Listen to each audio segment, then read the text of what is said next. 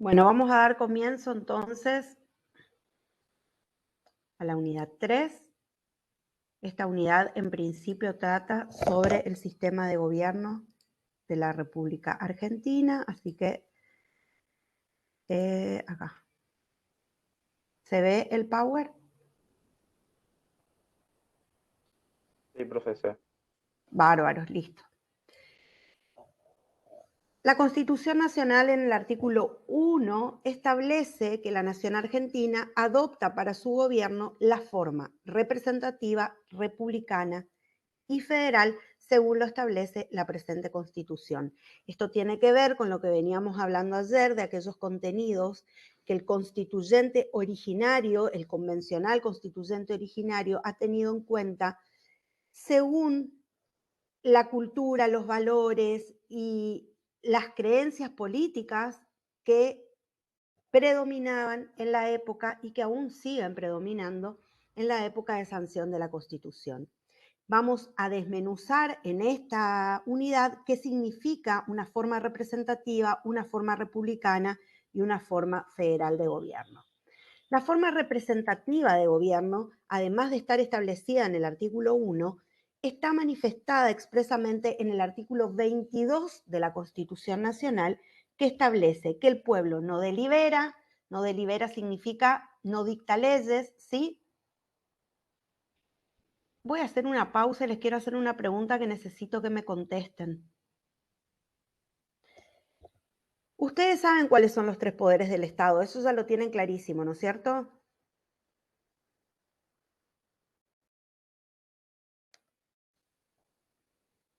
¿Sí o no? Sí. ¿Cuáles son? Legislativo, ejecutivo y judicial. De esos tres poderes, ¿cuáles son órganos políticos? El Ejecutivo. El Ejecutivo y el Legislativo. Ambos son órganos políticos, órganos que son elegidos, o sea, los representantes son elegidos directamente por el pueblo, son órganos democráticos, ¿sí? Esos dos poderes están a cargo de la política que se va a instaurar en un país, porque el presidente de la nación, para poder gobernar, que esa es su función primordial, ejercer el gobierno, requiere del dictado de leyes que acompañan los planes que tiene, planes económicos, educativos, en salud. Fíjense, un ejemplo actual, cuando el presidente, a través del ministro de Economía, va al Fondo Monetario Internacional, no sé si estuvieron al tanto de esas noticias, y firma un acuerdo con el fondo, ¿quién debe ratificar ese acuerdo y decir, sí, lo vamos a cumplir y estamos de acuerdo? El Congreso de la Nación. Entonces, ambos son órganos políticos, distinto del órgano judicial, que es un órgano jurisdiccional, no democrático, porque los jueces no son elegidos por el pueblo, y tiene otras funciones distintas a la política. El Poder Judicial no gobierna, no delibera, no ejerce política. El Poder Judicial juzga y ejerce el control de constitucionalidad. Aclarado esto, el artículo 22 dice, el pueblo no delibera ni gobierna. No delibera significa no dicta leyes, ¿sí? No realiza todo el procedimiento de formación de leyes que se tiene plasmado en la Constitución Nacional, ni tampoco gobierna, sino a través de sus representantes, o sea, por medio, dice, pero sino por medio de sus representantes y autoridades creadas por esta Constitución. Toda fuerza armada o reunión de personas que se atribuya los derechos del pueblo y peticiona en nombre de este comete delito de sedición.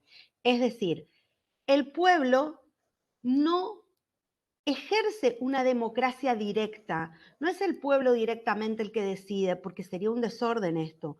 Elegimos representantes y esos representantes son quienes nos van a gobernar o a realizar leyes. ¿Se entiende este concepto, no es cierto? Sí, profe. Muy bien. ¿Cuáles son los caracteres de la representación política? Fíjense, esto es muy importante, la representación política no constituye un mandato. Una vez que un representante es elegido, es libre de tomar sus propias decisiones. Ustedes en Fundamentos de Derecho Civil y Comercial vieron la figura del mandato, y una de las características del mandato es que si ustedes me otorgan un mandato y yo me salgo de esa voluntad que ustedes me otorgaron, soy responsable porque no estoy cumpliendo con las órdenes que ustedes me dieron. Entonces, eso no sucede en la representación política. De hecho, fíjense, y ahora está bastante, le dije que esta materia era totalmente actual, así que ustedes, ejemplo de lo que estamos viendo, lo van a ver en la actualidad todo el tiempo. Una vez que uno eligió el representante, ese representante es libre de ejercer esa banca de la manera que considere. Ahora, había algo que podía llegar a perder ese representante y que lo vimos en la unidad 1. ¿Se acuerdan qué era? Había accedido a la banca o al poder con una representación, con una legitimidad de origen, pero podía perder ¿qué cosa?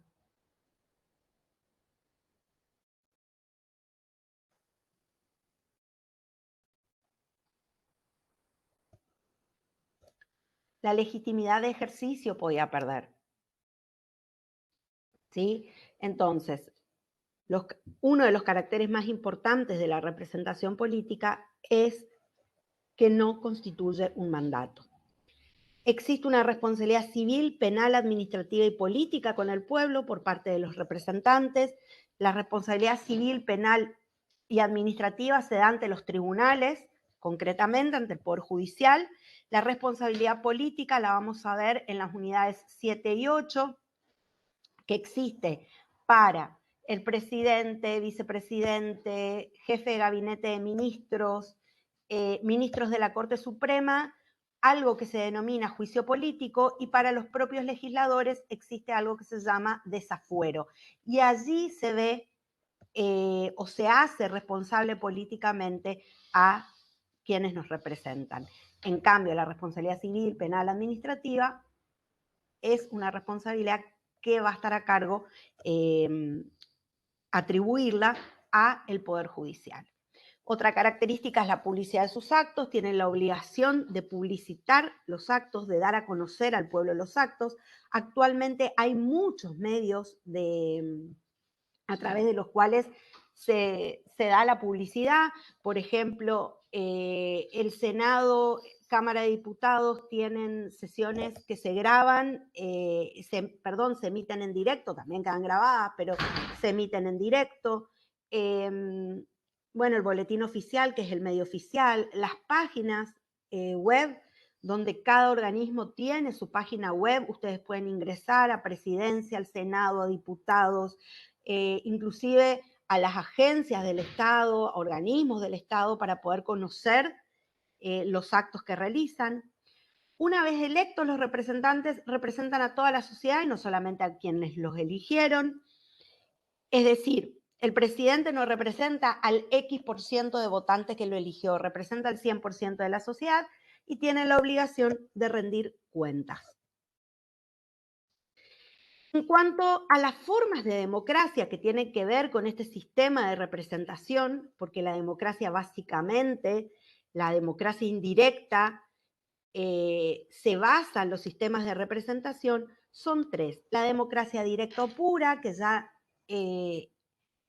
es compleja de encontrar en estados. Sí se puede encontrar una democracia pura en organismos, en pequeños, en sociedades comerciales, en pequeñas empresas, pero no en la parte estatal. Es imposible que los gobernados dirijamos todos un país o todos hagamos las leyes. Entonces, estos sistemas de democracia directa o pura, donde el pueblo no tiene representantes, ya no pueden darse, no pueden desarrollarse. Es originaria esta democracia pura de las polis griegas, de los estados, que lo habíamos visto en la primera clase que estuvimos juntos.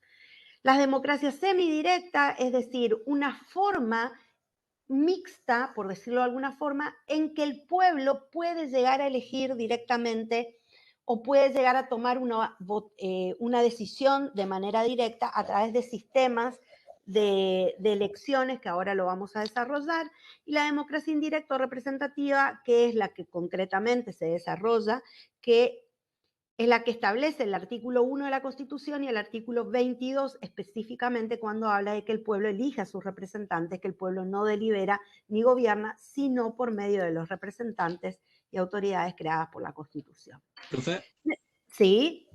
¿cómo sería? No comprendí muy bien la semidirecta.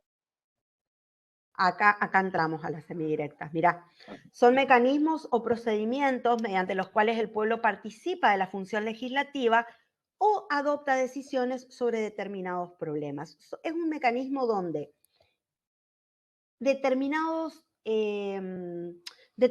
decisiones son sometidas a decisión del pueblo. Hay un mecanismo donde la decisión del pueblo va a ser vinculante y el gobierno tiene que adoptar sí o sí esa decisión, y hay ciertos sistemas donde lo que se le pregunta al pueblo no es vinculante, sino que simplemente es una consulta para ver qué opina el pueblo sobre determinado tema. Acá hay que tener en cuenta una cosa importante. No es todo el pueblo el que va a votar, es solamente el cuerpo electoral.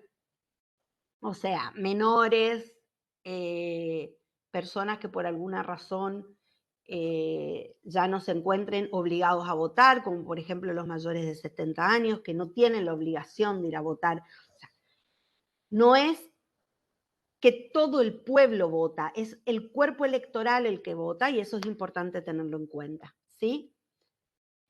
Las formas semidirectas previstas en nuestro sistema son la iniciativa popular, la consulta popular y el recall o revocatoria.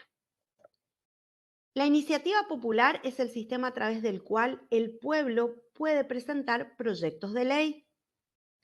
La consulta popular es un procedimiento mediante el cual el cuerpo electoral, y es remarcado esto porque no es todo el pueblo, es el cuerpo electoral, a través del sufragio, o sea, se hace mediante una elección, ratifica o desaprueba con carácter definitivo decisiones legislativas. Esto está previsto en el artículo 40 de la Constitución Nacional y existen dos formas de consultas. Una post-legem, es después de que salió la ley y eso ya no es vinculante, o ante-legem, que es previa a la ley y esa sí es vinculante. Y el recall o revocatoria, que es un procedimiento para destituir a los representantes antes de que cumplan su periodo de mandato por las mismas razones por las cuales se puede iniciar un juicio político a un representante. Mal desempeño en el cargo, delitos, falta de idoneidad, ¿sí? Ahora lo vemos bien. El recall o revocatoria no está previsto en la Constitución Nacional, sí está previsto, por ejemplo, tampoco en la Constitución de la Provincia de Corrientes, aunque lo pueden googlear, sería bueno que lo googleen a ver si está o no, y si está en la provincia del Chaco, por ejemplo, previsto el sistema. Vamos a desmenuzar cada uno de ellos. La persona que me preguntó no sé quién era porque no los identifico por las voces. Yo por las caras me puedo acordar todo, pero por las voces no. ¿Quién me preguntó? Yo, profe Diego. Hola, Diego. ¿Y entendiste mejor qué es Sí, profe. semidirecto? Bueno, o si no, avísame y volvemos sobre el concepto. Vamos a ver la primera forma de democracia semidirecta, que es la iniciativa popular. El artículo 39 de la Constitución Nacional dice: los ciudadanos tienen el derecho de iniciativa para presentar proyectos de ley en la Cámara de Diputados. ¿Por qué presentamos en la Cámara de Diputados los proyectos de ley? Porque los diputados, la Cámara de Diputados representa al pueblo de la nación. En cambio, la Cámara de Senadores representa los intereses de las provincias. Entonces, aquellos asuntos que tengan que ver directamente con intereses del pueblo son iniciados en la Cámara de Diputados. Esto lo vamos a ver más ampliamente en la unidad 7. El Congreso deberá darle expreso tratamiento dentro del término de 12 meses. No serán objeto de iniciativa popular, es decir, no se pueden presentar proyectos de ley, el pueblo no puede presentar proyectos de ley referidos a reforma constitucional, tratados internacionales, tributos, presupuesto y materia penal. Sobre esos temas está prohibido presentar proyectos de ley por parte del pueblo. Acá tenemos un claro ejemplo de lo que en la clase anterior veíamos como normas operativas y normas programáticas. En la clase anterior decíamos que en la Constitución Nacional encontramos normas operativas, es decir, normas autosuficientes que no requieren de ninguna reglamentación para poder ponerse en ejercicio, porque como su nombre lo indica, son autosuficientes. Por ejemplo, el artículo 14 bis que dice que tengo el derecho a una jubilación, ese derecho jubilatorio que yo tengo, si no me lo están otorgando, yo lo puedo reclamar directamente. Yo puedo decir a un juez, mire señor juez, tengo 60 años, tengo la edad y el organismo en el que trabajo no me quiere jubilar. Y no necesito más que eso, porque la norma es autosuficiente. No estoy hablando del proceso jubilatorio que sí necesita una ley que reglamente cómo se lleva a cabo. Estoy hablando del derecho a jubilarse, es decir, del derecho que yo tengo a poder ejercer esa opción de jubilación. En cambio, hay normas que para poder ejercerlas requieren de una reglamentación. Esas son las normas programáticas. Y este es un claro ejemplo de norma programática. Yo no puedo ir a decir necesito ejercer el derecho a iniciativa popular, porque se necesita saber cómo voy a ejercer ese derecho a iniciativa popular. Y por eso, porque la norma no es autosuficiente, existe una ley dictada por el Congreso de la Nación que reglamenta las condiciones en que se va a llevar adelante un proyecto iniciado por el pueblo. Esta ley tiene en su normativa diferentes requisitos a cumplir para que se pueda ejercer este derecho de iniciativa popular. Por ejemplo, dice, la iniciativa popular requerirá la firma de un número de ciudadanos no inferior al 1,5% del padrón electoral. Está explicando cómo llevar adelante este derecho, los requisitos para poder ejercer la iniciativa popular.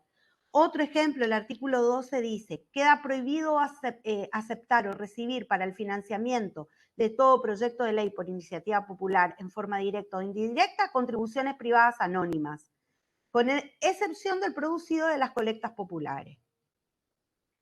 Otro ejemplo, el rechazo del proyecto de iniciativa popular no admitirá recurso alguno, es decir, si se presenta el proyecto ante la Cámara de Diputados, es tratado ese proyecto dentro del año, como establece el artículo 39, y se rechaza, no hay recurso alguno, se rechaza el proyecto. Y hay ejemplos de estos dos, por eso están con otro colorcito para poder distinguirlos. Son dos ejemplos de proyectos de iniciativa popular que lograron convertirse en ley. ¿Sí? El hambre más urgente, un proyecto de ley destinado a cubrir los requisitos nutricionales de niños hasta los 14 años, embarazadas, discapacitados y ancianos desde los 70 años en situación de pobreza. Y un proyecto de jubilaciones de privilegio que perseguía la derogación de jubilaciones de privilegio que tenían algunos ciudadanos. Es decir, se puede, a través de este sistema de democracia semidirecta, ¿por qué es un sistema de democracia semidirecta? Porque no es que el pueblo directamente va a tratar ese proyecto de ley y va a decir sí o no. El proyecto nace del pueblo, pero se somete a los representantes que son los diputados y los senadores. El tratamiento del proyecto inicia por la Cámara de Diputados y claramente que después tiene que seguir el procedimiento de formación de leyes, así que tiene que pasar a la Cámara de Senadores. ¿Se comprendió este tema, chicos? Sí, profe. Voy más lento hoy. No sé si está bien, Brian, que es mi controlador de velocidad. Sí, profe, supongo que sí. Bueno. La segunda opción que teníamos era la consulta popular, o referéndum, y decíamos que existen dos tipos de consulta. Una consulta que sea ante legem, es decir, antes de que nazca la ley, y establece este artículo 40 en su primera parte. El Congreso, a iniciativa de la Cámara de Diputados, podrá someter a consulta popular un proyecto de ley. La ley de convocatoria no podrá ser vetada por el presidente. El voto afirmativo del proyecto por el pueblo de la nación lo convierte en ley y su promulgación es automática. Por eso es vinculante. Lo que el pueblo decida tiene que ser ley, una vez que se sometió a consulta ese proyecto. En cambio, el post-legem, el Congreso o el presidente de la Nación, dentro de sus respectivas competencias, podrá convocar, fíjense que acá ya es cualquiera de los dos, ¿sí? El Congreso o el presidente.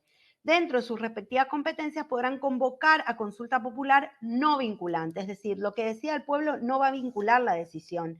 Inclusive por ello el voto no es obligatorio. Es simplemente para saber, para hacer un testeo de cuál es la opinión pública sobre determinado tema. La consulta de 1984 es el antecedente y el único ejemplo de consulta popular en Argentina. Se dio cuando Raúl Alfonsín convocó a través de un decreto, ¿sí? Es esta, yo estoy marcando con mi dedo como si fuera que ustedes me ven, es esta situación. Convocó una consulta popular no vinculante para votar en forma afirmativa o negativa si se celebraba un tratado de paz con Chile por el canal de Beagle o no. El votar no se suponía que implicaba que el pueblo estaba dispuesto a ir a otra guerra, fíjense el año 1984, 2 años después de Guerra de Malvinas. Claramente, si se votaba el sí, perdón, era que preferíamos ir a una guerra. Preferíamos, digo yo era chiquita cuando se votó esto, en 1984, tenía 10 años yo, así que, y me acuerdo claramente ir con mi mamá, que mi mamá vote, y que me dejen entrar al cuarto oscuro, y me acuerdo el ambiente inclusive que había con esto, porque después de la guerra de Malvinas, otra vez tener que estar en guerra, más con un país que había sido bastante conflictivo para nosotros, porque bueno, no voy a meterme en historia, pero saben que ha facilitado que los aviones ingleses puedan hacer base en ese territorio, eso nos complicó a nosotros la guerra, bueno, había todo un ambiente bastante engrandecido. Alfonsín somete a consulta, gana que se haga un tratado nomás, y bueno, ese es un caso de consulta, como les digo siempre, ustedes ahora que pueden, lo pueden googlear, pueden fijarse en YouTube, hay videos explicativos de eso. La Corte Suprema de Justicia de la Nación, en el fallo Baeza contra Estado Nacional, establece que el sistema constitucional argentino admite, en parte por vía de un decreto del Ejecutivo y en parte por vía jurisprudencial, a la consulta popular como un mecanismo. ¿Por qué? Porque esto sucede antes de la reforma de 1994. Recién en 1994 es incorporada esta forma de democracia semidirecta, se institucionaliza esta forma de democracia semidirecta y los antecedentes son justamente este fallo jurisprudencial que establece que la consulta popular es viable y que es un mecanismo para que el pueblo pueda participar. No sé qué estoy haciendo.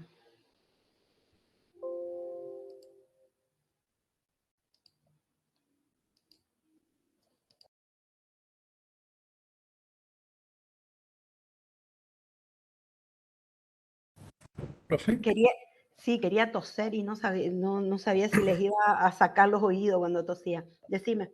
Sí, le consulto con esto del referéndum o la consulta popular, cuando estamos hablando de la anteleyen y el post-leyen, un caso actual puede ser el tema pasó hace, no sé si un año, un par de años, el tema de la ley del aborto. Pero la ley del aborto no se sometió a consulta popular. No sé qué te referís con la ley del aborto. No, lo que yo más o menos recordaba, bueno, más o menos. Lo que me acordaba era que se había debatido, pasó como de una cámara, se rechazó en otra y después no sé qué es lo que ocurrió. No, pero ahí está muy bien lo que trajiste como ejemplo para que yo pueda aclararlo. No, no hubo consulta popular ni nada de ese sistema. Eso fue un tratamiento de ley común y corriente, como se tratan las leyes en nuestra nación. Sí sucedió lo que vos estás diciendo, donde hubo la aprobación de una Cámara, pasa a la otra, se rechaza el proyecto y el proyecto no se pudo volver a tratar en las sesiones de ese año. Se insistió sobre el proyecto en el año siguiente y en el año siguiente se aprueba. Eso sucedió con la ley del aborto, pero no fue sometido en ningún momento a consulta popular. Profe, lo que usted plantea, o sea, una consulta popular sería como una elección para presidente, o sea, que se consulta a toda la nación, a todo lo que están a disponibilidad de votar. Exactamente, sí, sí. Se somete a la consulta del pueblo una determinada decisión, que es una decisión que en realidad le corresponde al órgano político. Por eso se habla de una democracia semidirecta, porque en definitiva, si es ante legem, lo que el pueblo decida se va a hacer. Entonces el pueblo, el que en definitiva está diciendo, bueno, este tema, el pueblo opina esto y se va a tomar tal decisión. Vamos a hacer una suposición. El presidente firma el tratado, para usar este ejemplo, ¿no es cierto? No sucedió eso, ¿eh? No vaya a quedar que sucedió porque no fue así. Es para que se entienda nomás cómo funciona. El presidente, a través del ministro de Economía, firma el acuerdo con el Fondo Monetario Internacional. Sostiene que el pueblo, que es una situación muy delicada, entonces, antes que se dicte la ley, somete al pueblo a consulta popular a ver si el pueblo está de acuerdo o no con el acuerdo con el Fondo Monetario. Entonces el pueblo dice sí o no. Si el pueblo dice sí, listo, se ratifica ese acuerdo. Si el pueblo dice no, no se ratifica ese acuerdo. Pues es una decisión política esa. Por eso es una forma de democracia semidirecta. Porque la elección de presidente, les digo por si les tocan un multiple choice o algo así, tienen que... A veces creen que los multiple choice son tontos o fáciles y no son tan tontos o fáciles. Depende, hay que tener bien en claro algunas cosas, como por ejemplo, la elección de presidente es una forma de democracia indirecta o semidirecta. A mí es indirecta. ¿Quién dijo para mí? Yo, profe. Leo. ¿Por qué es indirecta? Porque, a ver, para mí tiene que ver más con justamente lo que usted trajo, una decisión del mismo organismo. No es que también interviene de alguna forma el pueblo. Ahora, si hablamos de las pasos, sí podría ser semidirecta. Estoy más o menos, ¿o no? No. Las ¿No? PASO y la elección de presidente, todo es indirecto. ¿Cómo yo sé si la elección es indirecta? Porque lo que voy a elegir son representantes. Cuando yo elijo representantes, estamos ante formas de democracia indirecta. Porque no estoy yo votando una decisión de manera directa. Estoy votando a quien me va a representar. Entonces es indirecto. Cuando elijo representantes, es indirecto. Siempre. Cuando el pueblo es sometido a una consulta sobre un determinado tema, entonces hablamos de democracia semidirecta. ¿Se entendió bien la diferencia? Bueno, ¿Me puede volver a sí. repetir eso, porfa? Cuando elegimos representantes es democracia indirecta. Cuando tenemos que tomar alguna decisión, nos preguntan por un sí, por un no, sobre un tema determinado, hablamos de democracia semidirecta. Recuerden acá estoy compartiendo pantalla, ¿no? Sí. Recuerden acá esta filmina. Hay 3 formas de democracia semidirectas nomás. La iniciativa popular, que es presentar proyectos de ley, la consulta popular, post-legem y ante-legem, y el recolo revocatoria, que ahora lo vemos, que es para destituir a un representante. Estas 3 son las únicas 3 formas de democracia semidirecta. Y la indirecta es la elección de representantes para que nos gobiernen. ¿Sí? ¿Quedó claro? Sí, profe, gracias. Bueno, el recolo revocatoria les decía que es un sistema a través del cual el pueblo decide destituir a quien ha elegido, al funcionario que ha elegido en su momento. Esta forma no está prevista en la Constitución Nacional, sí, por ejemplo, en la Constitución de la Provincia del Chaco, el artículo 2, inciso 3 de la Constitución dice la revocatoria de los mandatos de los funcionarios electivos, por eso digo que tienen que ser personas que hayan sido elegidas por el pueblo, ¿sí? Funcionarios electivos, por las causales previstas en juicio político, como les decía, mal desempeño. ¿Quién tiene una Constitución a mano? O en la compu, para que yo no tenga que salir de donde estoy. No, profe, tengo una Constitución a mano. Bueno, ¿te puedes fijar el artículo 53?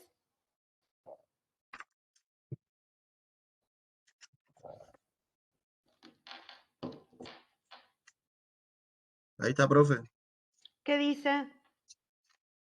Solo ella ejerce el derecho de acusar ante el Senado al presidente, vicepresidente, al jefe de gabinete de ministros, a los ministros y a los miembros de la Corte Suprema, en las causas de responsabilidad que se intenten contra ellos, por mal desempeño o por delito en el ejercicio de sus funciones o por crímenes comunes, después de haber conocido de ellos y declarado haber lugar a la formación de causa por la mayoría de 2 partes de sus miembros presentes. Entonces, ¿cuáles son las causales de juicio político que establece la Constitución Nacional? Mal desempeño, delito en el ejercicio de sus funciones, crímenes comunes. Esos tres, ¿sí? Mal desempeño, delito en el ejercicio de las funciones y crímenes comunes. Ya vamos a ver cuál es el sentido que tiene el juicio político, pero ¿quién leyó? ¿Así anoto? José, profe. Bueno, José, muchas gracias, muy amable.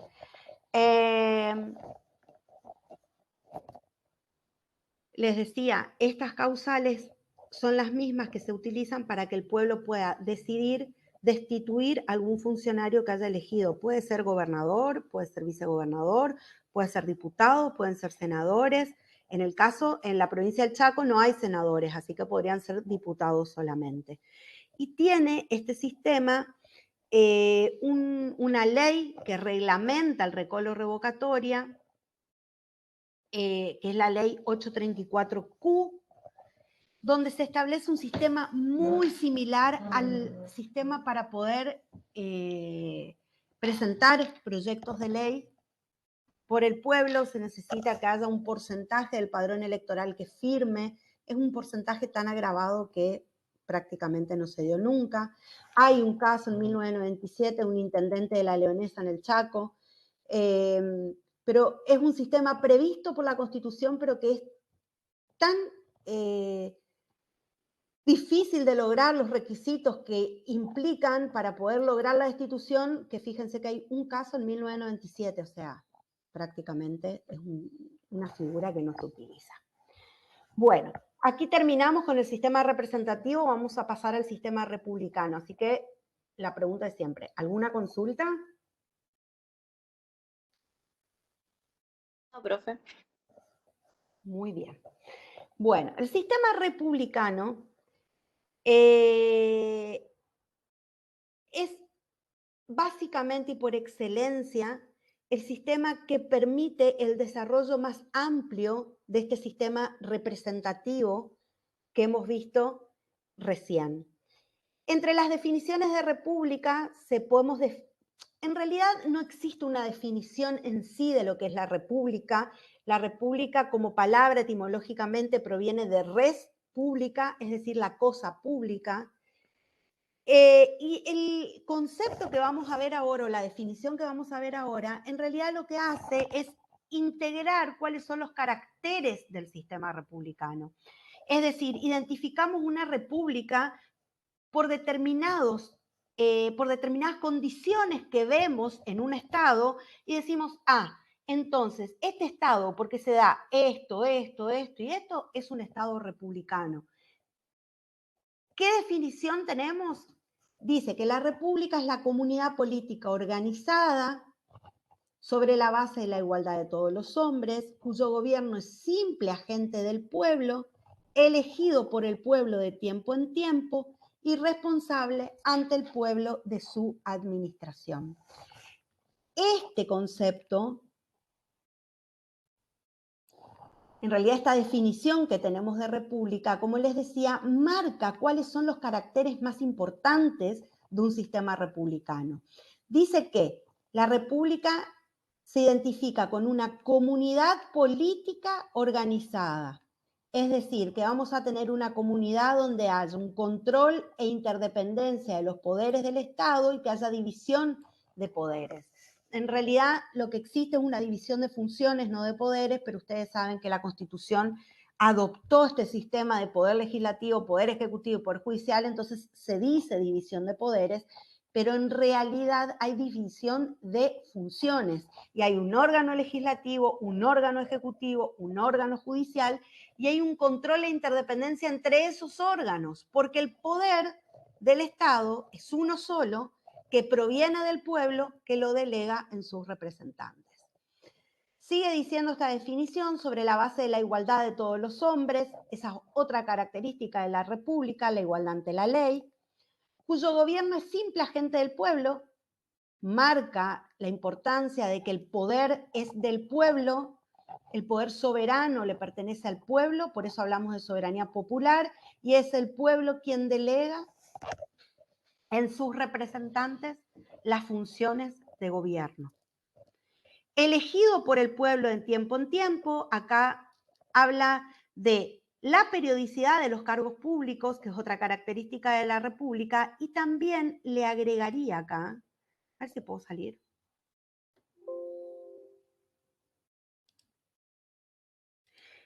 Periodicidad de los cargos públicos y elección popular por medio del sufragio. ¿Por qué? Porque es elegido por el pueblo, como a través del voto. De tiempo en tiempo marca claramente la periodicidad que tienen los mandatos. Y responsable ante el pueblo de su administración. La responsabilidad se da en primer lugar a través de la publicidad de los actos de gobierno y marca que todos los representantes, es decir, todos los funcionarios, tienen responsabilidad. Y acá, como les decía, responsabilidad política, responsabilidad administrativa, responsabilidad civil, ¿sí? Y les decía, la responsabilidad administrativa, civil, penal, se da ante el Poder Judicial y la responsabilidad política, en primer término, se marca a través del sistema, a través del mecanismo del juicio político, del desafuero, depende cuál sea el funcionario. Una de las características más importantes del sistema republicano es la división y el equilibrio entre los órganos que van a ejercer el poder del Estado. La idea esta de división de poderes proviene de un hombre llamado Montesquieu, lo plasma en su obra El espíritu de las leyes. Él estudia ampliamente los diferentes sistemas democráticos y dice que lo que ve claramente es que cuando se concentra el poder en un solo órgano, esa concentración hace que quien ejerce el poder abuse de él. Entonces, se requiere, dice él, un sistema de frenos y contrapesos, es decir, un sistema, un engranaje tal que las funciones de un órgano estén limitadas, controladas y a la vez integradas por las funciones de otro órgano. Nace así este principio de división y equilibrio de los poderes, por eso está esta figura de engranaje, porque no solamente hay un control mutuo entre los diferentes órganos del Estado, sino que además es esencial la integración de alguno de ellos para poder llevar adelante determinados actos. Vamos a ver, por ejemplo, ¿Cómo se da esto? ¿Cómo está plasmado esto en la Constitución Nacional? Fíjense, el órgano judicial tiene la gran tarea de ejercer el control de constitucionalidad de todos los actos de gobierno y de todas las normas que se dicten. Entonces, todos los actos del Poder Ejecutivo, del Legislativo, las leyes que dicta el Poder Legislativo, los reglamentos que dicta el Poder Ejecutivo, son sometidos a control de constitucionalidad. Como les decía la clase pasada, el Poder Judicial es centinela, es el controlador, es quien cuida que esos actos sean conformes a la Constitución Nacional. A su vez, el Poder Legislativo tiene la atribución enorme del juicio político, que es poder juzgar al presidente, vice, recién leyó José el artículo 53 de la Constitución Nacional que establece quiénes pueden ser sometidos a juicio político por acusación de la Cámara de Diputados, y la Cámara de Senadores actúa como un juzgador de esa acusación. Entonces controlan a esos funcionarios determinados en el artículo 53, presidente, vice, jefe de gabinete de ministros, ministros de la Corte Suprema, ¿sí? Los someten a un control sobre el ejercicio de sus funciones, mal desempeño de cargo, delitos en el ejercicio de las funciones o crímenes comunes, si son, en ese caso, para poder destituirlos y ser sometidos luego a la justicia ordinaria. El presidente es colegislador con la Cámara, con el Poder Legislativo. ¿Por qué? Porque cuando una ley es sancionada por el Congreso, tiene media sanción de una Cámara, sanción completa cuando la sancionan las dos, esa ley pasa al Poder Ejecutivo y el Poder Ejecutivo, o sea, el presidente de la Nación tiene el poder de veto. Además está a su cargo la promulgación y la publicidad de las leyes. Para nombrar, esto que está tan en boga ahora, para nombrar a los miembros del Poder Judicial de la Nación, se requiere de una elección por parte. Por ejemplo, los ministros de la Corte Suprema, el presidente de una terna elige, una terna que envía al Consejo de la Magistratura, elige quien considera más idóneo para formar parte de la Corte, y es el Senado quien ratifica esa elección. Entonces vemos cómo se da este engranaje entre los tres poderes, cómo se puede vislumbrar que existe un control, y no solamente un control y un equilibrio, sino que además existe una integración para determinados actos. Actos de guerra, el presidente necesita declarar la guerra, necesita el acuerdo del Senado. Van a ir viendo ejemplos de esto a lo largo de toda la materia. Bueno, decía, la interdependencia de poderes implica justamente que haya determinadas decisiones que se tienen que tomar de manera conjunta. Por eso ustedes, si estudiaron matemática, que esto es básico de la escuela primaria, que hasta donde yo llego aparte, ¿se acuerdan los conjuntos? Que había conjuntos que tenían determinados elementos. Entonces teníamos conjunto A, conjunto B, conjunto C. Entonces el conjunto A acá sería el Poder Ejecutivo, porque está en la Casa Rosada, el conjunto B, el Legislativo, porque está en el Congreso, el conjunto C, el Poder Judicial, porque esta es la Corte Suprema de Justicia de la Nación. Estos son conjuntos que actúan dentro de la órbita de sus funciones, pero se produce a veces en determinados actos, ¿cómo se llamaba este coso común entre los conjuntos? Usted está explicando un diagrama de Venn. Intersección. Intersección, ¿sí? Ese lugar en común donde elementos de un conjunto y elementos del otro se conjugan, se comparten entre los dos conjuntos.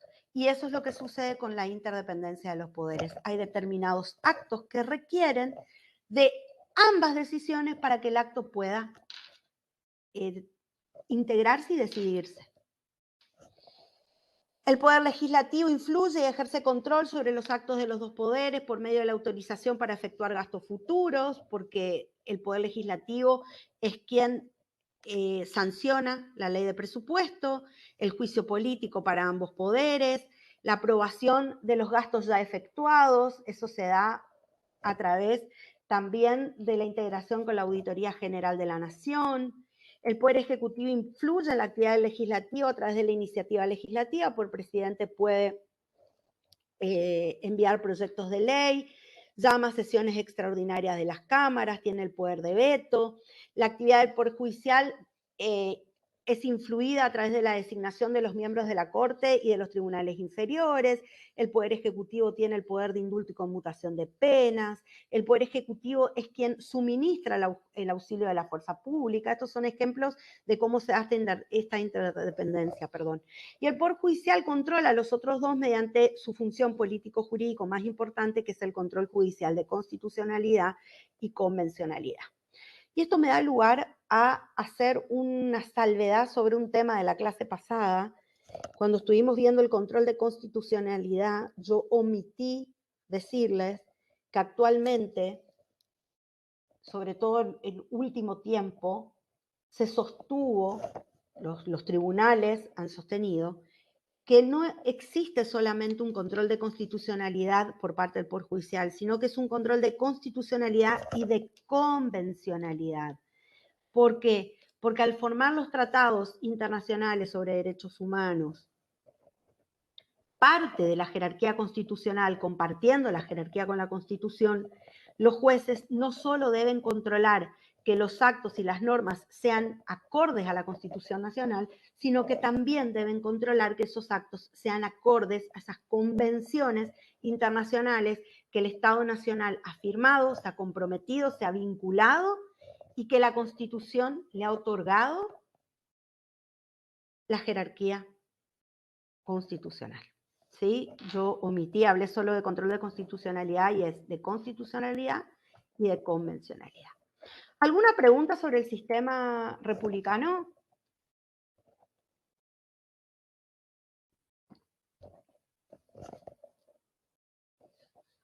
No, profe. Muy bien. Vamos al sistema federal. El sistema federal tiene como características que se comparten básicamente dos órdenes de poder, actualmente podemos hablar de tres inclusive, que es el orden de poder que le corresponde al gobierno federal, el orden de poder que le corresponde a las provincias y actualmente se habla también del orden de poder que le corresponde a los municipios.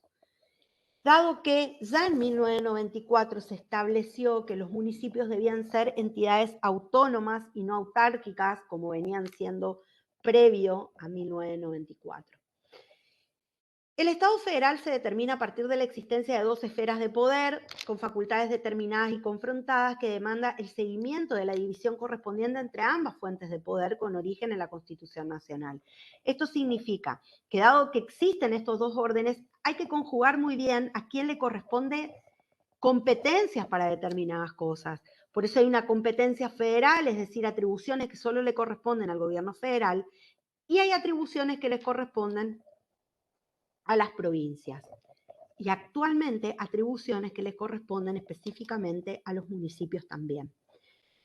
Lo más importante del gobierno federal es tener en cuenta que el gobierno federal fue creado por las provincias preexisten al gobierno federal. Esto lo vemos en el preámbulo de la Constitución, cuando dicen los representantes del pueblo de la Nación Argentina, reunido en el Congreso General Constituyente, por voluntad y elección de las provincias que la componen.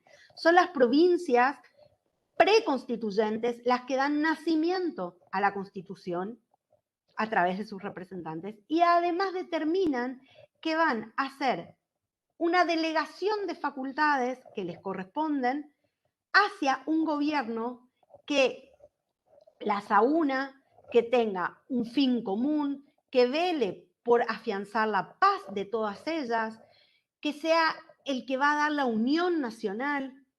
Ese es el gobierno federal. Y las atribuciones que tiene el gobierno federal las tiene porque son las provincias las que delegan poderes a ese gobierno.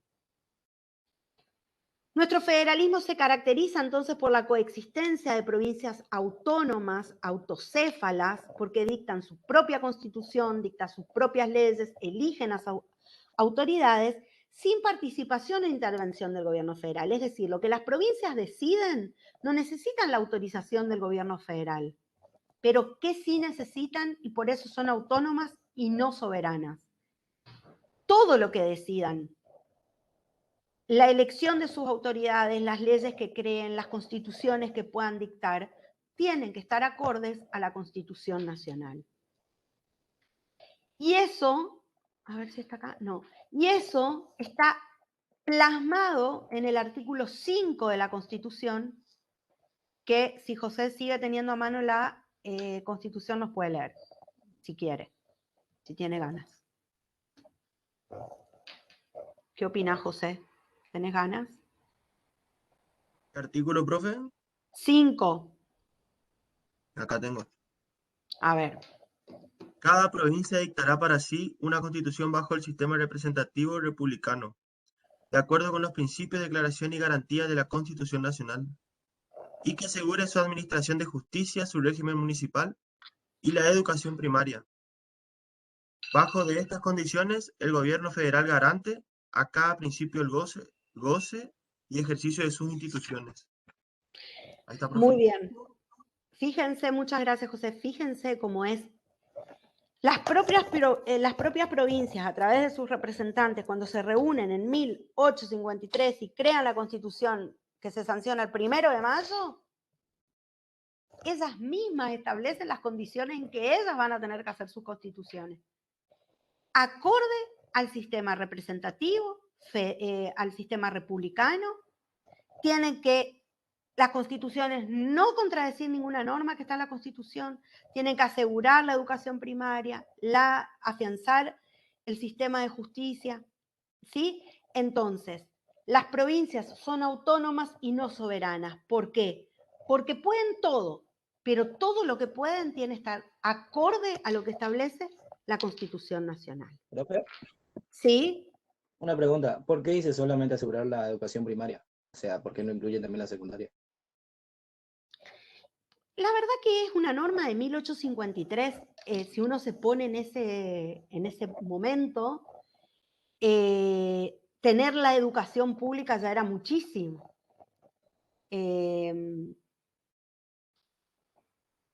No es, a ver, hoy en día la educación es algo que inclusive tenemos garantizada la educación universitaria gratuita. O sea, no tenemos la noción nosotros de lo que es realmente carecer de educación, por decirlo de alguna manera.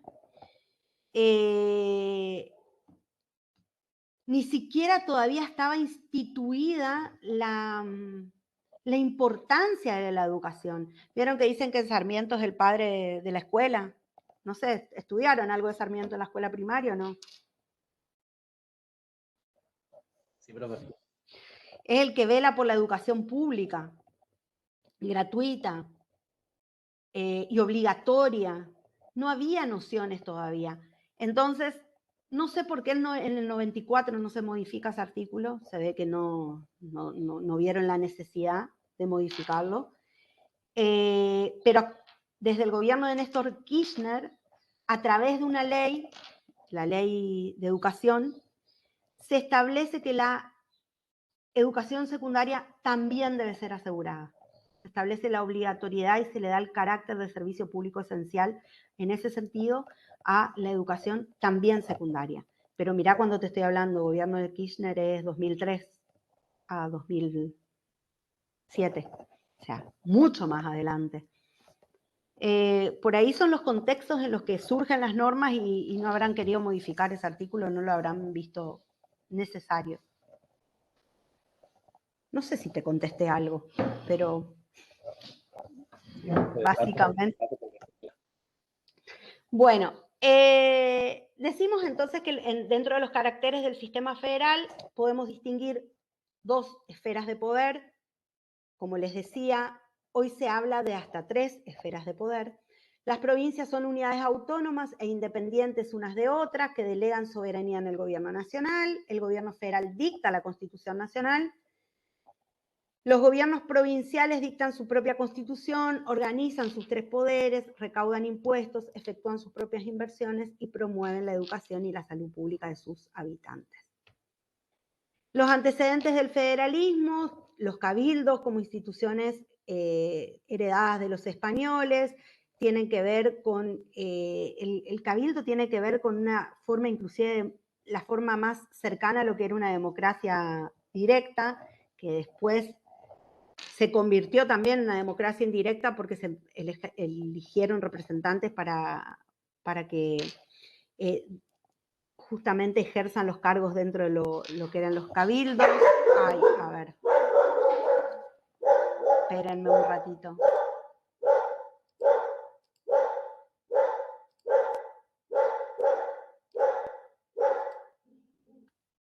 ¿Le pegó con el cinto, profe, o no?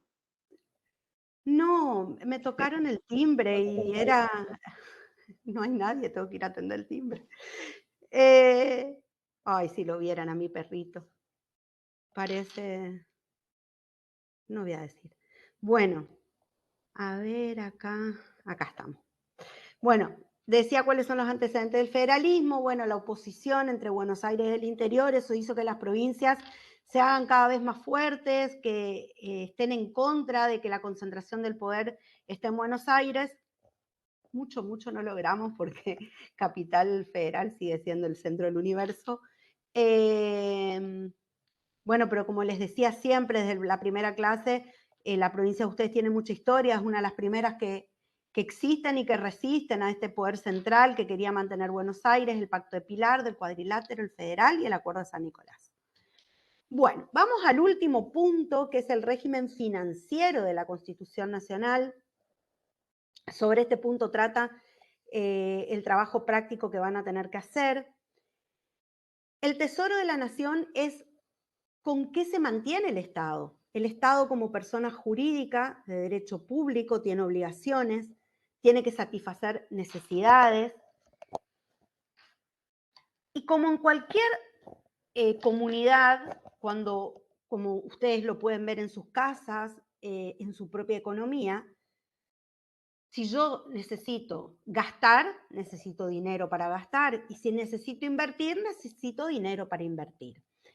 El Estado tiene la particularidad de que tiene que dar cuentas de ello, porque ese dinero no es, si bien es del Estado, es un dinero que adquiere a través de los ciudadanos.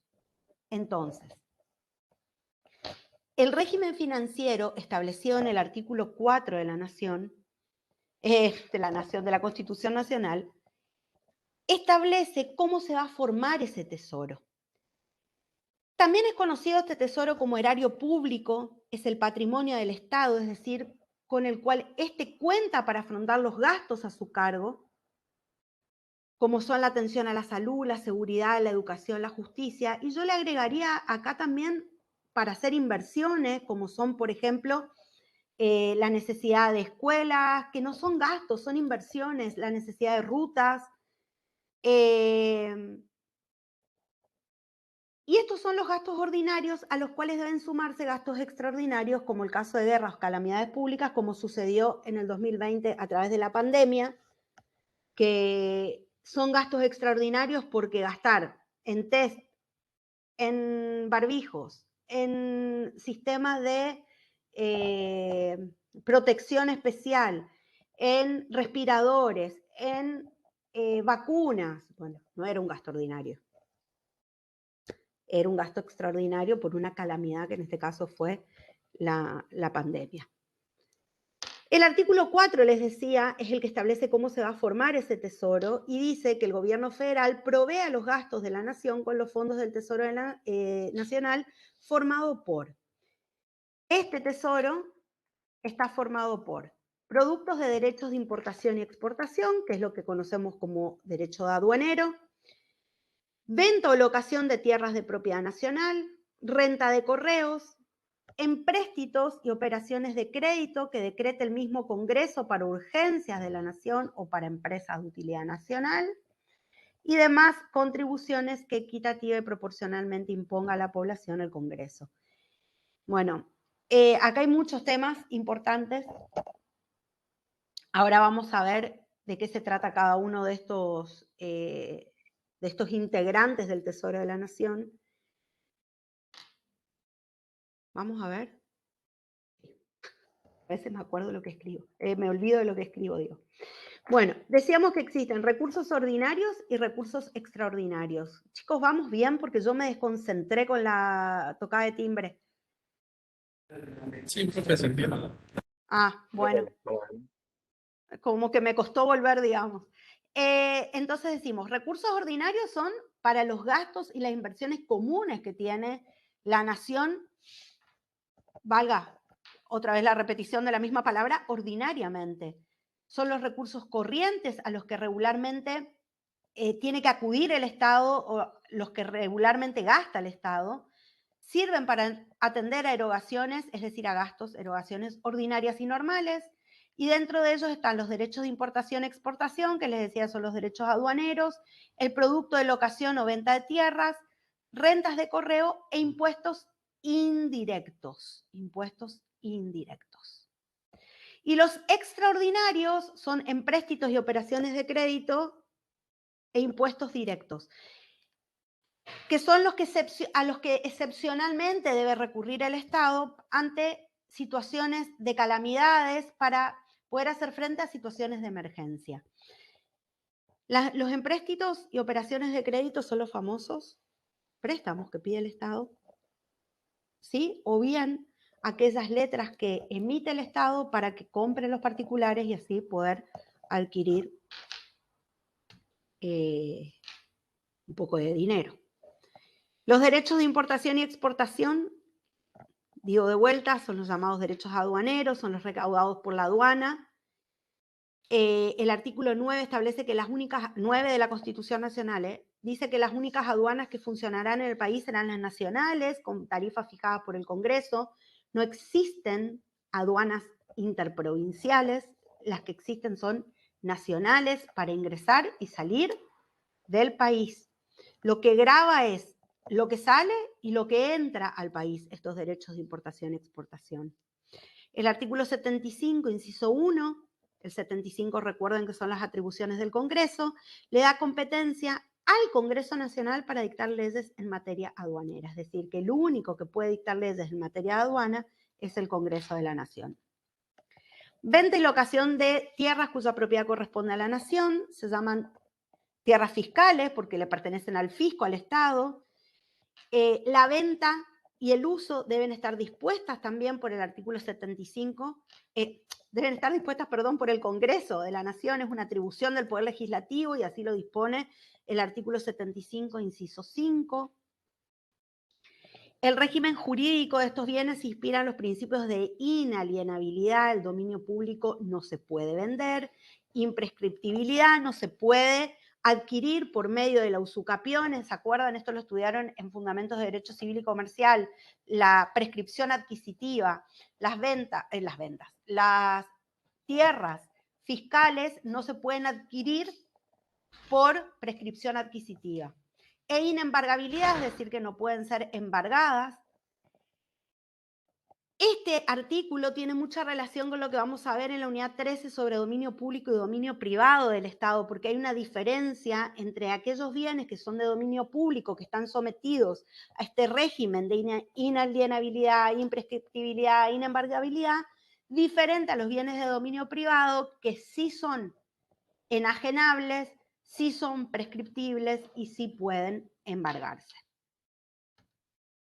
La renta de correos, que es el servicio de traslado de correspondencia que puede realizarse ya sea en forma monopólica o como sucede actualmente compitiendo con empresas privadas. Actualmente hay muchas empresas que llevan correos, no hay una sola empresa que sea nacional como en su momento que era Telegram, correo argentino, ¿sí? Las contribuciones impuestas a la población por el Congreso, nosotros conocemos esto como los famosos impuestos, en realidad son contribuciones porque el impuesto es una de las formas de la contribución. Incluyen impuestos indirectos establecidos en forma concurrente por la nación y las provincias, según la atribución del artículo 75, inciso 2, que le da exclusividad al Congreso en la atribución de establecer impuestos o contribuciones. Y los impuestos directos, que son los que se imponen a las ganancias o al patrimonio y que son potestad de las provincias. Y usted me van a decir, ay, profe, que está hablando pavada. Originaria y primigeniamente son potestad de las provincias. Y cuando excepcionalmente se le atribuye a la nación la potestad de poder imponer contribuciones o impuestos directos, tiene que ser por tiempo determinado. Pero fíjense que el impuesto a las ganancias establecido por el gobierno nacional rige desde 1932 y estamos en el 2022. Más casi ya 100 años que le corresponde a la nación un impuesto directo que en realidad es atribución de las provincias. Empréstitos u operaciones crediticias son decretadas por el Poder Legislativo para cubrir urgencias nacionales o para determinadas empresas de utilidad nacional. Empresas de utilidad nacional sería, por ejemplo, se necesita hacer una ruta para poder comunicar determinados lugares y entonces como es una utilidad y un bien común, bueno, también se permite que sean requeridos estos empréstitos para esas situaciones. Son préstamos en dinero que recibe el Estado para financiar los gastos citados, bueno, y es una facultad que le corresponde al Congreso, artículo 75, inciso 4. La pregunta del millón sería, si es una facultad que le corresponde al Congreso, ¿por qué los préstamos son tomados por los presidentes de la Nación? Se los dejo a ustedes para que lo estudien. Ustedes van a tener herramientas mucho más amplias que yo porque están estudiando para contadores públicos, o sea que pueden leerlo desde otro lugar. Como les digo siempre, googleen. Ojo con lo que googlean también porque hay información de todo, pero la facultad para tomar empréstitos es del Congreso de la Nación, así está establecido en el artículo 75, inciso 4 de la Constitución Nacional. Vamos a ver la clase de gravámenes. Estos gravámenes son este elemento al que hace referencia el artículo 4, contribuciones impuestas a la población por el Congreso. Hablamos justamente de los recursos tributarios, derivan de un poder impositivo del Estado, son impuestos coactivamente a las personas sometidas a su jurisdicción, es decir, no podemos elegir si pagamos o no los impuestos, hay que pagarlos. El tributo es una prestación de dinero a cargo de un sujeto pasivo, que es el contribuyente, a favor del Estado, que desde el punto de vista fiscal se denomina fisco. ¿Qué clases de gravámenes hay? Los impuestos, las tasas y las contribuciones. Los impuestos pueden ser directos o indirectos y los indirectos pueden ser externos o internos.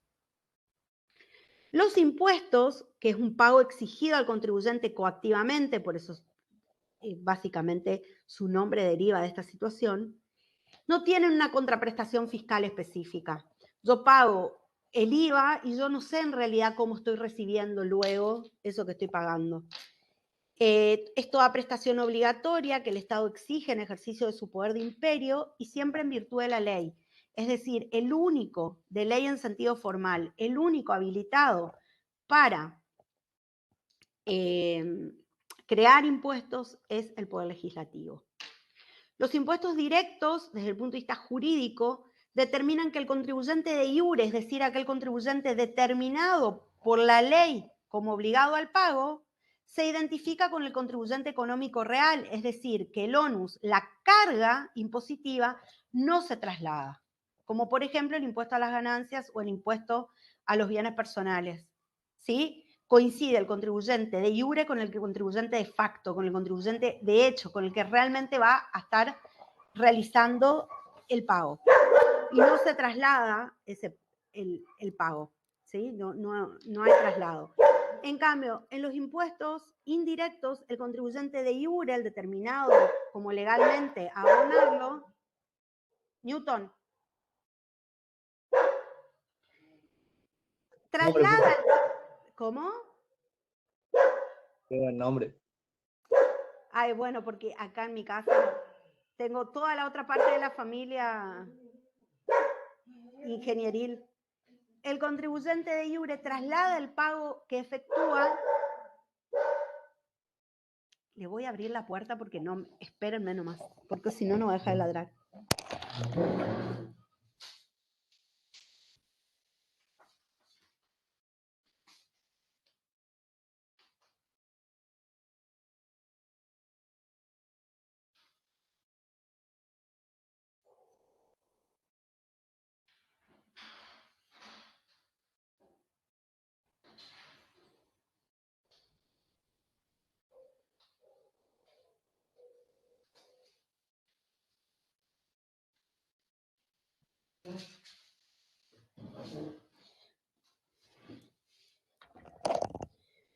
Bueno, el contribuyente de iure traslada el pago efectuado, por lo que la persona que paga, es decir, el contribuyente real, el de facto, es un tercero, como sucede, por ejemplo, con el IVA, con los impuestos al consumo, ¿sí?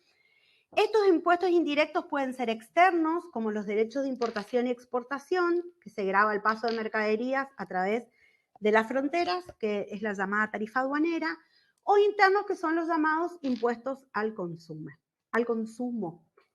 Otra clase de gravamen son las tasas, donde ya existe una contraprestación diferenciada que favorece al contribuyente. Por ejemplo, quien quiera acceder a los órganos judiciales paga una tasa de justicia.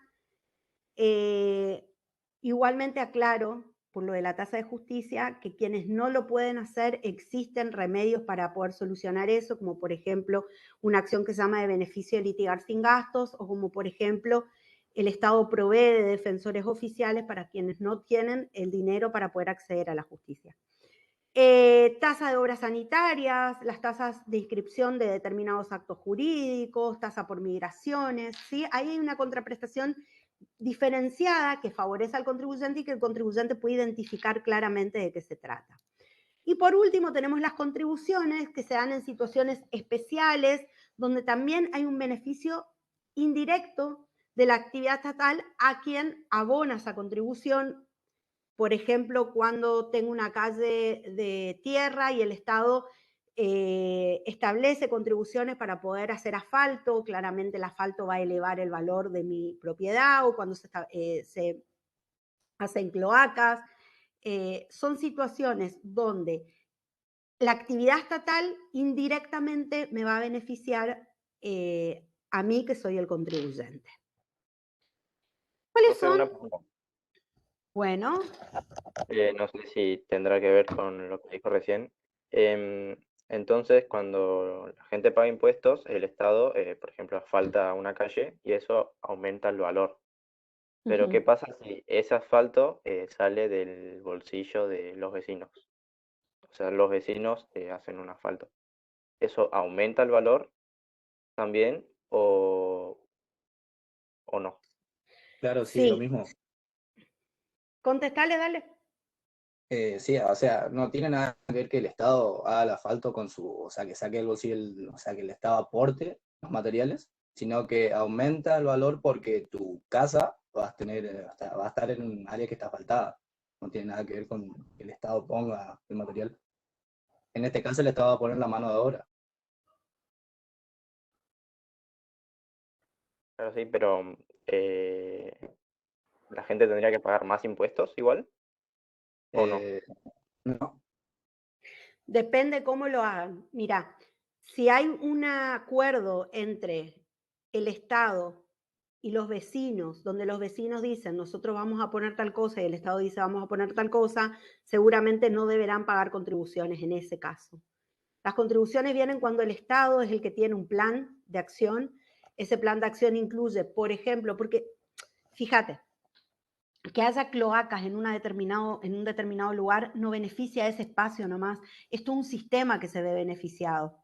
O que llegue el agua potable a determinados lugares donde antes no llegaba, no beneficia solamente a esa población, es un beneficio que tiene, por eso es indirecto, porque vos decís múltiples situaciones donde no podés llegar a tomar real dimensión del beneficio que eso puede traer.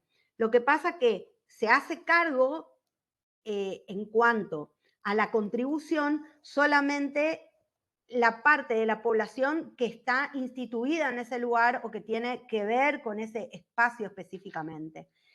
El beneficio es indirecto, porque ni lo estás pidiendo, ni sabes si querés vender tu casa. Capaz no querés vender tu casa nunca en tu vida, entonces, ¿en qué te beneficiaría? Pero es una contribución, como su nombre lo indica, es colaborar con algo que va a ser para el bien común. ¿Me explico, no? No sé si te contesté. Sí, ahora ya entendí. Ah, O sea, me contestó, digamos. bueno, perfecto. Bueno, ¿cuáles son los principios constitucionales de la tributación? Es decir, ¿qué establece la Constitución en relación a cómo deben ser los tributos? Y de los artículos de las normas constitucionales podemos extraer algunos principios como el de la legalidad fiscal, es decir, todos los impuestos están establecidos, deben estar establecidos por ley del Congreso de la Nación, es el único, está prohibido al Ejecutivo establecer tributos. Igualdad fiscal, que implica que quienes están en las mismas condiciones deben tener la misma carga fiscal. Por ejemplo, tenemos categoría de monotributistas. Bueno, quienes se encuentran en cada una de las categorías deben pagar exactamente la misma carga, digamos. La finalidad, los tributos deben tener una finalidad, la imposición por parte del Estado debe ser para proveer a un gasto, debe estar justificado ese gasto. Cuando el Estado crea un impuesto, debe establecer cuál es la finalidad de creación de ese impuesto. La realidad económica, los tributos deben gravar la verdadera naturaleza de los hechos imponibles con prescindencia de las formas o modalidades que hayan querido darle los contribuyentes. Esto implica que hay que gravar lo real y no lo que el contribuyente quiso enmascarar. Lo que se busca es evitar la evasión fiscal. Equidad y razonabilidad, los tributos deben ser generales. No pueden decir hay un tributo para Karin, otro para Diego, otro para Brian, otro para Juliana. No, son generales para todos, proporcionalmente iguales teniendo en cuenta quienes se encuentran en las mismas condiciones, uniformes, justos y razonables. Es decir, no se le puede imponer una carga al contribuyente que le impida mantener su propio patrimonio. De este principio deriva la prohibición de confiscación, es decir, que no puede haber una carga que insuma más del 33% del capital del contribuyente, porque eso se considera, según un fallo de la Corte de 1956, como confiscatorio. Bueno, otro principio es que está prohibida la doble imposición, es decir, no puede imponerse sobre un mismo bien dos impuestos, ¿sí? Habrá doble imposición cuando idéntico sujeto sea mismamente gravado por gemelas circunstancias fácticas. La Constitución Nacional, al establecer la recaudación de impuestos indirectos como facultad concurrente de nación y provincias, permite abiertamente que la doble imposición ocurra dentro del marco de cierta legalidad constitucional. Sin embargo, el artículo 61 de la Constitución de la provincia del Chaco establece que no puede haber doble imposición. Esto es un tema complejo porque en realidad hay doble imposición, porque al estar el gobierno nacional facultado a gravar determinados bienes y al estar el gobierno provincial también facultado a gravar de la misma manera, en definitiva, lo que sucede es que hay ciertos hechos imponibles que están grabados doblemente. Estoy buscando el artículo, pero que con mi celular voy a encontrar, ¿saben cuándo, no? Constitución del Chaco.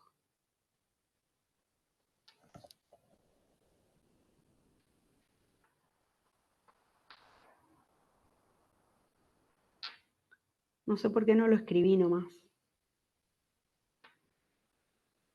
Dice, en una misma fuente no podrán superponerse gravámenes de igual naturaleza o categoría, aunque la superposición se opere entre impuestos nacionales, provinciales y municipales.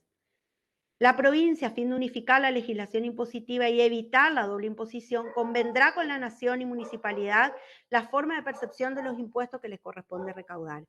Es decir, la doble imposición no puede suceder, pero sucede. Se supone que los gobiernos provinciales deben hacer todo lo necesario para poder ponerse de acuerdo con la nación y que un mismo, otra vez, hoy es un día complejo, chicos, ¿eh? Van a tener que tenerme paciencia.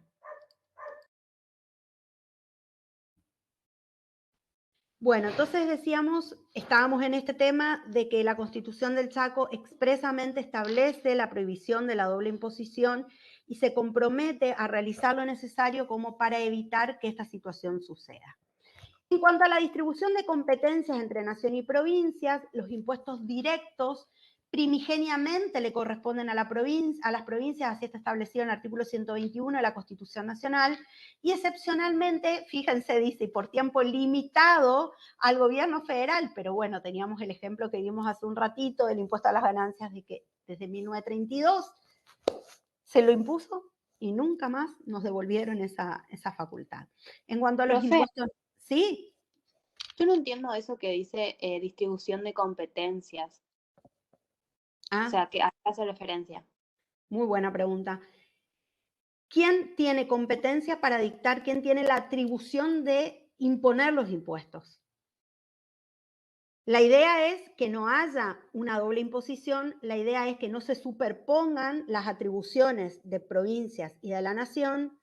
Entonces, del texto constitucional surge que hay contribuciones o impuestos, gravámenes que le corresponde imponer al gobierno federal y hay gravámenes que le corresponde imponer al gobierno provincial. Ah, perfecto, ahí está. Los impuestos indirectos le corresponde primigeniamente como originario a las provincias y excepcionalmente al gobierno federal.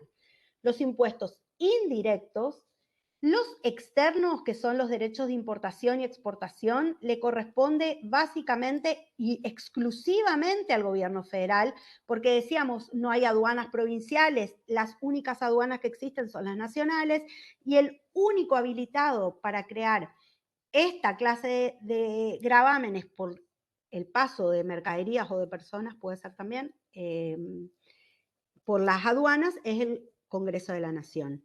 Nunca las provincias. En cambio, los impuestos indirectos internos es una facultad concurrente. Pueden ser impuestos tanto por la nación como por las provincias, y ahí sucede sobre todo esta situación de que se superponen en algunas situaciones las cargas para los contribuyentes. ¿Qué son los convenios de coparticipación? Los convenios de coparticipación federal, es el título completo, tienen que ver con que al ser este un gobierno federal y el gobierno federal ser el ente recaudador más importante que existe, se establece que el gobierno debe distribuir eso que recauda también entre las provincias. Entonces, desde el punto de vista impositivo, fiscal, la Constitución Nacional no solo establece el federalismo a un nivel de conceptos de república, de representatividad, es decir, no solamente desde el punto de vista político, sino que también desde el punto de vista fiscal. Y con la reforma de 1994 se dejó plasmado que era necesario dictar una ley de coparticipación federal, es decir, cómo se van a distribuir lo recaudado, las ganancias, o no sé si siempre serían ganancias, pero todo lo recaudado por el fisco nacional, cómo se va a distribuir entre las provincias. Se sanciona la ley 23.548 de coparticipación federal de recursos fiscales y se establece un régimen de distribución entre nación y provincias. Estos son los famosos convenios de coparticipación, que son justamente sistemas donde se establece cómo se van a distribuir los recursos estatales entre las diferentes provincias y la Ciudad Autónoma de Buenos Aires. Constituyen estos convenios de coparticipación la fuente principal de ingresos para la provincia. Y hay un régimen de distribución establecido en estos convenios de coparticipación, donde la distribución primaria establece que todos los recursos coparticipables que el Gobierno Nacional recibe se transfieren a las provincias. Por eso es una distribución primaria, dice. Consiste en todos los recursos coparticipables que el Gobierno Nacional transfiere a las provincias en su conjunto. La ley 23.548 establece que el 42% el 42,34% le va a quedar a la nación de todo lo que recauda y el 54,66% a las provincias. El 2% es para un recupero de las provincias, que eso lo explicamos después, y el 1% para el Tesoro Nacional, aportes al Tesoro Nacional, para que el Tesoro sería como el ahorro. ¿Vieron cuando uno, sobre todo para los que trabajan, cuando uno gana su dinero, dice, bueno, esto necesito gastarlo en esto necesito invertirlo en esto, y voy a dejar un poquitito para el ahorro, cuando se puede? En este caso, de todo lo que recibe la nación, el 1% de lo recaudado debe ir al Tesoro Nacional para que ese Tesoro Nacional mantenga las reservas y podamos funcionar correctamente. Esa es la distribución. Dale. ¿A qué se refiere con, o sea, el 2% para el recupero de las provincias? Ahora le explico. Ahora vamos.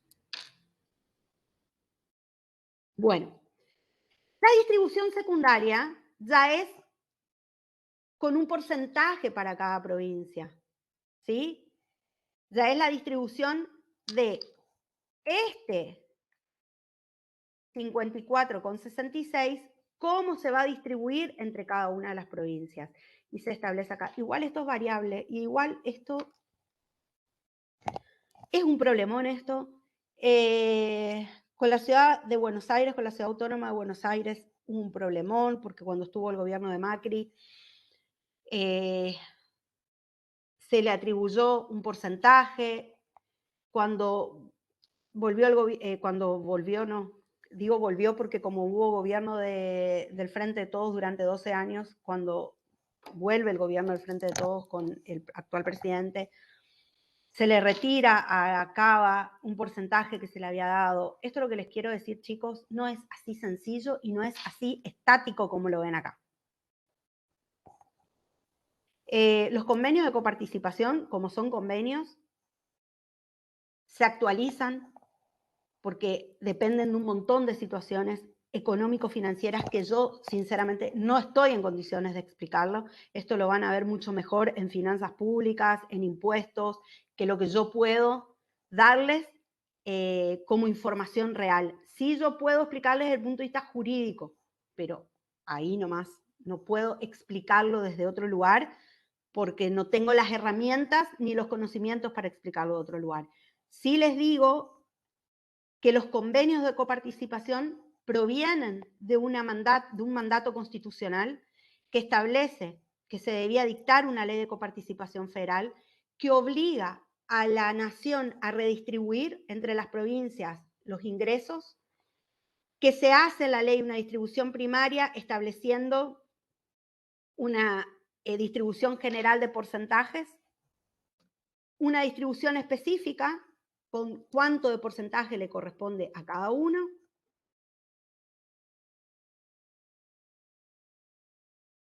La distribución entre la nación, las provincias y la ciudad de Buenos Aires se efectuará en relación directa a las competencias, servicios y funciones. Tienen que ver también con qué tipo de actividades tiene cada una de las provincias, porque no todas las provincias aportan lo mismo. A ver, si puedo ser clara. La recaudación es federal, pero la actividad real, salvo la actividad aduanera específica, que es una cuestión que se da a través de aduana y que eso cobra la nación, las actividades realmente suceden en los territorios provinciales. AFIP recauda, que es una entidad justamente es la Administración Federal de Ingresos Públicos. No va a recaudar lo mismo si hay gran actividad comercial en el Chaco que si hay la misma actividad comercial en Corrientes. Entonces, toda la recaudación es federal, pero las actividades se dan en determinadas provincias. Por eso ustedes van a ver que la distribución no es equitativa. Fíjense que La Pampa recibe 1,95 y Buenos Aires recibe 19,93. Es decir, tiene que ver con la población, tiene que ver con el tipo de actividad, tiene que ver con cuánto contribuye esa provincia a que se recaude. ¿Hasta ahí me entienden o no? Sí, profe. Muy bien. Entonces, esa recaudación que hace el Estado debe tener, como decíamos, un sentido.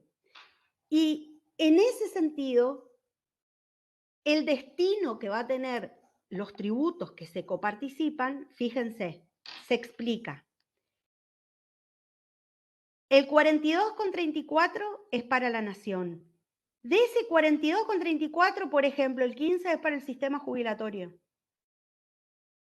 Y el 54, como decíamos en la distribución primaria, es para las provincias. Y acá vemos cómo es la distribución entre las provincias. Y el 2%, que es lo que decía para el recupero y que uno de ustedes me preguntó qué significaba, ese 2% se distribuye entre Buenos Aires, Chubut, Neuquén y Santa Cruz. Fíjense, Santa Cruz, Neuquén y Chubut son provincias que...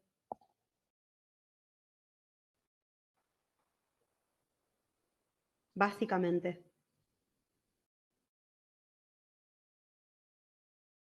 Petroleras.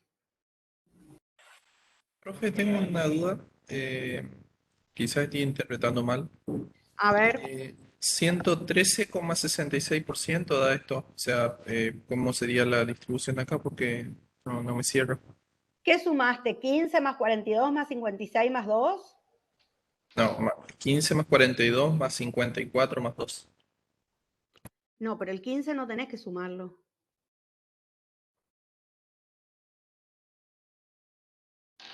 Fíjate que esto es el destino de los tributos coparticipados y les decía que el 42,34% es de la nación y de ese 42 que recibe la nación, el 15 es para el sistema jubilatorio estatal.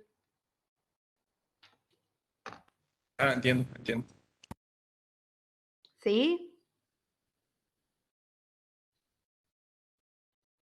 ¿Sí o no? Sí. Y le hago una consultita. Eso en cuanto a nación, del 42, toma el 15 de ese 42.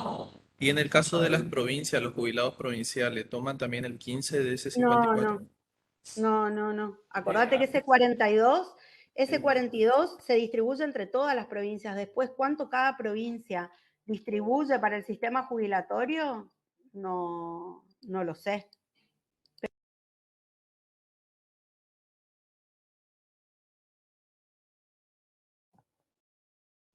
Bueno, no podemos decir que el día no fue interrumpido hoy. ¿Me entendiste la respuesta? Sí, profe. Sí. Bueno, el recupero, ¿quién me preguntó? Diego, profe. Bueno, lo que te decía, el recupero es para Buenos Aires, Santa Cruz, Neuquén y Chubut. Son provincias que tienen siempre un excedente, que aportan más que las otras. Es un subsidio que da el Estado Nacional a esas provincias. Es un porcentaje. ¿Como un premio? ¿Dijiste?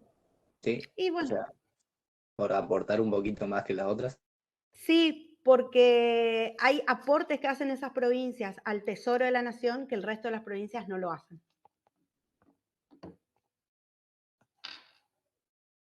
¿Sí?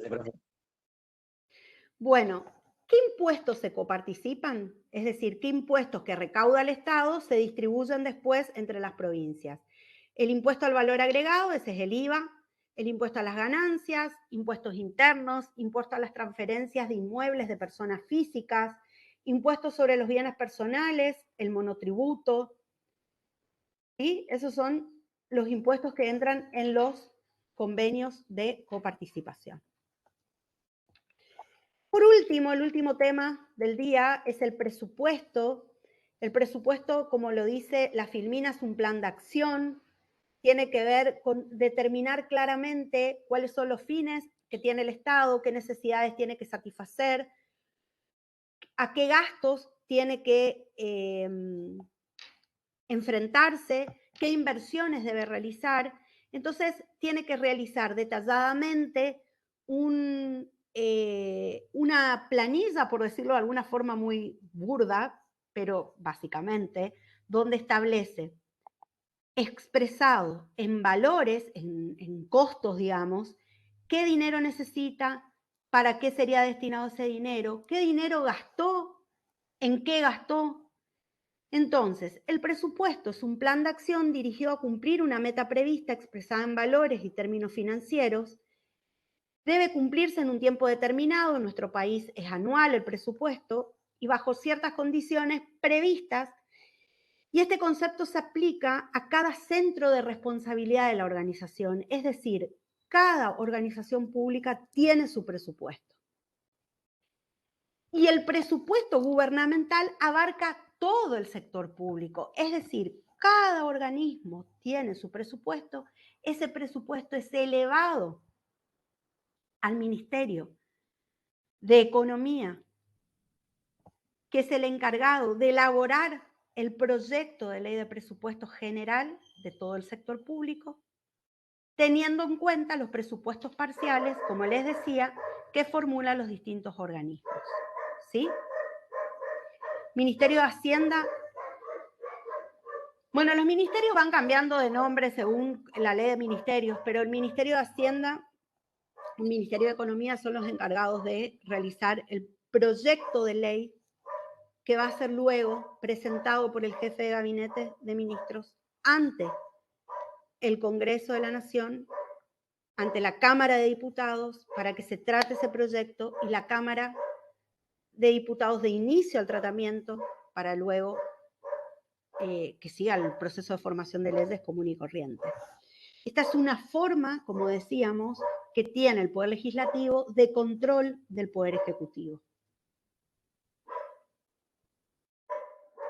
El artículo 75 dice que corresponde al Congreso fijar anualmente, conforme a las pautas establecidas en el tercer párrafo del inciso 2 de este artículo, el presupuesto general de gastos y cálculo de recursos de la Administración Nacional en base al Programa General de Gobierno y al Plan de Inversiones Públicas y aprobar o desechar la cuenta de inversión. Es decir, le corresponde al Poder Ejecutivo, al Presidente de la Nación, presentar ese proyecto, ese Programa General de Gobierno y Plan de Inversiones al Poder Legislativo para que el Poder Legislativo trate ese proyecto y definitivamente apruebe o no ese presupuesto presentado por el Ejecutivo. Corresponde al jefe de gabinete enviar al Congreso los proyectos de ley de ministerios y de presupuesto nacional previo tratamiento en acuerdo de gabinete y aprobación del Poder Ejecutivo. Hay un ministerio, como les decía, el de Hacienda, el de Economía, que son los encargados de preparar el proyecto. Ese proyecto se prepara, se trata con todos los ministros, con el jefe de gabinete de ministros y obviamente el presidente de la Nación. Se ponen de acuerdo. Ese proyecto, una vez que es tratado en ámbito del Poder Ejecutivo, es presentado por el jefe de gabinete de ministros cada 1 de septiembre ante la Cámara de Diputados. ¿Cómo es este ciclo presupuestario? Decíamos, el proceso se extiende antes de ser convertido en ley y hasta después de finalizado el periodo temporal que abarca. La preparación está a cargo del Poder Ejecutivo, como les decía, Ministerio de Hacienda, de Economía. La sanción del proyecto de ley está a cargo del Poder Legislativo. La ejecución de ese presupuesto está a cargo del Poder Ejecutivo y el control de que ese presupuesto se cumpla acorde a lo previsto es un control administrativo interno a través de la Sindicatura General de la Nación, eso lo vamos a ver en la unidad 14, y un control parlamentario externo, donde existe un control parlamentario propiamente dicho y además la Auditoría General de la Nación, que es quien hace el control externo de los gastos. Decíamos la elaboración del presupuesto. Está a cargo del Poder Ejecutivo, porque es quien conoce concretamente cuáles son los gastos que realiza, cuáles son las inversiones que debe realizar, cuáles son las necesidades concretas que debe satisfacer y cómo va a atender a esas necesidades. Intervienen, decía, el Ministerio de Economía, de Hacienda. Hay una subsecretaría de presupuesto con personal idóneo. Imagínense que acá ustedes tienen trabajo de lleno. Y la Oficina Nacional de Presupuesto, que la vamos a ver en la unidad 14 porque es una entidad prevista en la ley 24.156, que es la ley de administración financiera, que es la que establece justamente cómo se organiza financieramente el Estado Nacional y cómo son los controles que se hace, los órganos de control sobre esa actividad del Estado. La autorización, la segunda etapa, acá en el ciclo presupuestario, dice sanción a cargo del Poder Legislativo, es la autorización legislativa. La Cámara de Origen es la Cámara de Diputados, porque le explicaba que es la que representa los intereses del pueblo de la nación, es quien entonces inicia el proyecto de ley. Para poder comprender cómo es el proceso de formación de leyes, tendríamos que estar en la unidad 7 y que ustedes vean cómo se conforma el Poder Legislativo, qué son las comisiones. Hay una comisión de presupuesto que elabora un dictamen.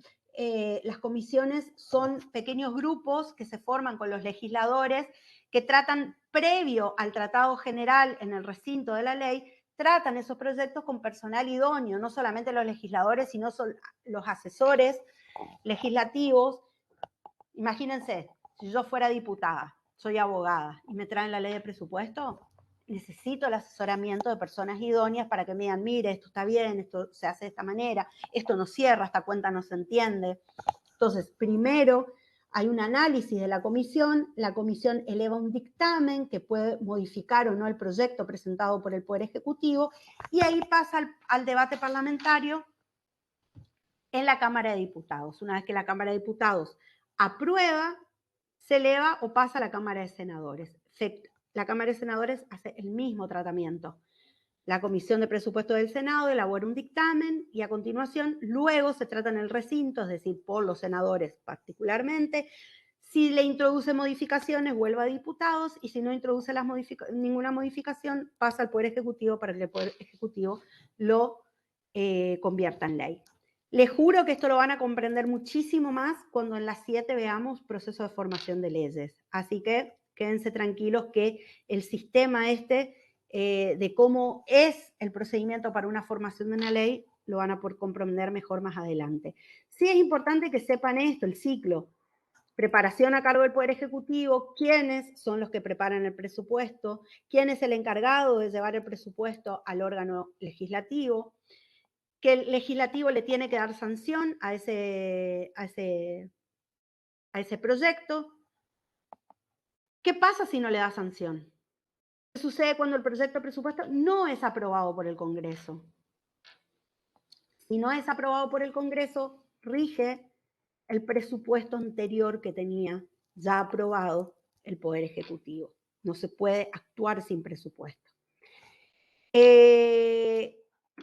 La tercera etapa es la ejecución. El Poder Ejecutivo tiene que poner en ejecución ese presupuesto que había presentado. Y luego, la última etapa es la de control administrativo, como les decía, interno, y control administrativo externo. Muy bien. Duro hoy, por lo menos para mí, porque fui demasiadas veces interrumpida. ¿Alguna pregunta, chicos?